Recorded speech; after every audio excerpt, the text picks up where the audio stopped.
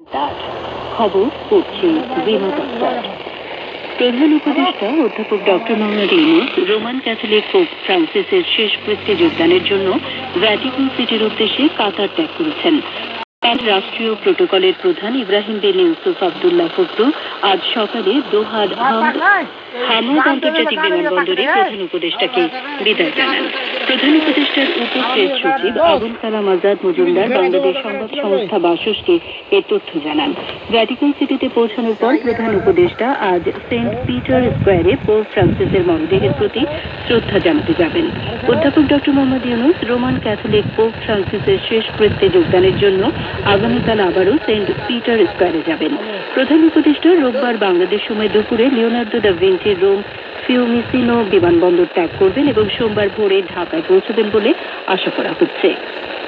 এদিকে ক্যাথলিক খ্রিস্টানদের সর্বোচ্চ ধর্মগুরু পোপ ফ্রান্সিসের মৃত্যুতে বাংলাদেশে 3 দিনের রাষ্ট্রীয় শোক পালনের আজ দ্বিতীয় দিন। এই উপলক্ষে দেশের সকল সরকারি, আধা সরকারি ও স্বায়ত্তশাসিত প্রতিষ্ঠান, শিক্ষা প্রতিষ্ঠান সহ সকল সরকারি ও বেসরকারি ভবন এবং বিদেশে বাংলাদেশ মিশন সমূহে জাতীয় পতাকা অর্ধনমিত থাকছে। প্রধান উপদেষ্টার প্রেস সচিব শফিকুল আলম বলেছেন, দেশের কারখানাগুলোতে গ্যাস সরবরাহ সুষ্ঠুভাবে নিশ্চিত করার জন্য অন্তর্বর্তীকালীন সরকার শিগগিরই একটি স্থলভিত্তিক এলএনজি টার্মিনাল স্থাপনের সিদ্ধান্ত নিয়েছে। তিনি গতকাল কাতারের দোহায় সাংবাদিকদের কাছে এ কথা বলেন। প্রধান উপদেষ্টা অধ্যাপক ডক্টর মোহাম্মদ ইউনূসের দোহা সফরের সময় এই বিষয়ে কাতার এনার্জির কাছে এই পরিকল্পনার কথা জানানো হয়। প্রধান উপদেষ্টার দোহা সফর সম্পর্কে শফিকুল আলম বলেন, এটি অত্যন্ত সফল এবং ফলপ্রসূ সফর। তিনি আশা প্রকাশ করেন, এই সফরের ফলে বাংলাদেশের সুনাম বিশ্বজুড়ে ছড়িয়ে পড়বে এবং অনেক বিদেশি বিনিয়োগকারী বাংলাদেশে বিনিয়োগের জন্য এগিয়ে আসবেন। দেশের অর্থনীতির উত্থান পতনের কথা তুলে ধরে প্রেস সচিব বলেন, ক্ষমতাচ্যুত সরকারের সময় 3.2 বিলিয়ন মার্কিন ডলার ঋণ ছিল, কিন্তু অন্তর্বর্তীকালীন সরকার তা কমিয়ে 600 মিলিয়ন মার্কিন ডলারে নামিয়ে এনেছে। অবশিষ্ট ঋণ কয়েক মাসের মধ্যে পরিশোধ করা হবে বলেও তিনি উল্লেখ করেন। বাংলাদেশ জাতীয়তাবাদী দল বিএনপির ভারপ্রাপ্ত চেয়ারম্যান তারেক রহমান যে কোনো মূল্যে দেশে গণতন্ত্র পুনঃপ্রতিষ্ঠার পাশাপাশি জনগণের ভোটাধিকার নিশ্চিতের দৃঢ় প্রত্যয় ব্যক্ত করেছেন। তিনি গতকাল দিনাজপুর, ঠাকুরগাঁও ও পঞ্চগড় জেলায় বিএনপির কেন্দ্রীয় প্রশিক্ষণ কমিটি আয়োজিত রাষ্ট্র কাঠামো মেরামতের 31 দফা ও জনসম্পৃক্তি শীর্ষক প্রশিক্ষণ কর্মশালায় লন্ডন থেকে ভার্চুয়াল প্ল্যাটফর্মে প্রধান অতিথির বক্তৃতায় একথা বলেন।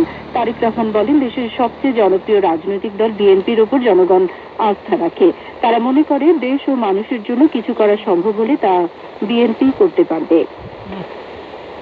থাইল্যান্ডের ব্যাংককে এশিয়া ও প্রশান্ত মহাসাগরীয় অঞ্চলের জন্য জাতিসংঘের অর্থনৈতিক ও সামাজিক কমিশন ইউএনস্কেপ এর 81তম অধিবেশনে বাংলাদেশ তাৎপর্যপূর্ণ কূটনৈতিক জয়লাভ করেছে।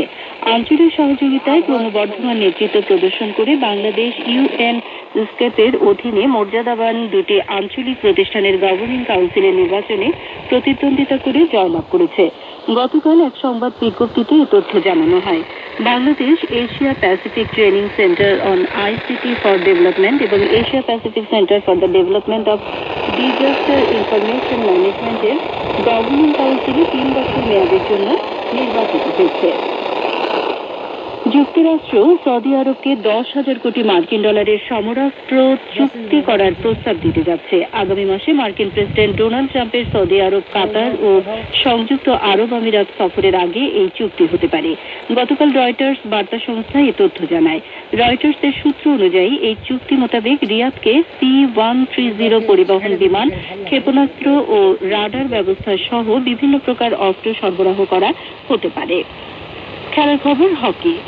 Asian hockey federation AHF cup টুর্নামেন্টের দ্বিতীয় সেমিফাইনালে আজ 4বারের চ্যাম্পিয়ন বাংলাদেশ ওমানের মুখোমুখি হবে। ইন্দোনেশিয়ার রাজধানী জাকার্তায় বাংলাদেশ সময় সন্ধ্যে 6টায় খেলা শুরু হবে। ম্যারাথন।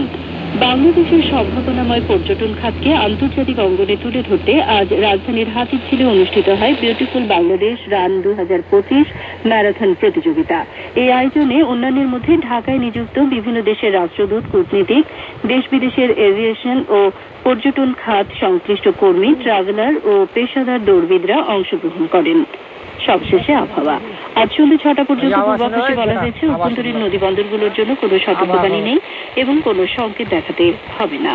খবর শেষ হলো। আমাদের পরবর্তী খবর প্রচারিত হবে বেলা 3টায়।